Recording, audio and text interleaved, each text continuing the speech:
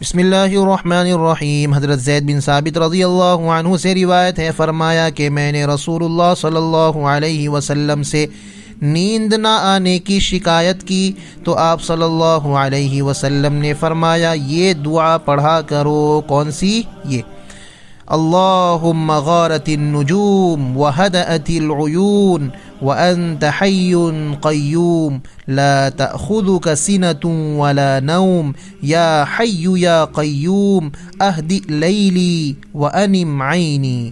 تو فرمایا حضرت زید نے کہ یہ دعا میں نے پڑھی تو اللہ تعالیٰ نے میری بے خوابی کو دور فرما دیا۔ تو اگر کسی کو رات میں نیند نہ آنے کی شکایت ہو تو یہ دعا پڑھ سکتے ہیں۔ اسی کے ساتھ ساتھ نیند نہ آنے کے اسباب پر بھی غور کر کے ان کے ازالے کی کوشش بھی کرنی چاہیے۔ مثلا کسی بیماری کی وجہ سے یہ شکایت ہو تو ماہر ڈاکٹر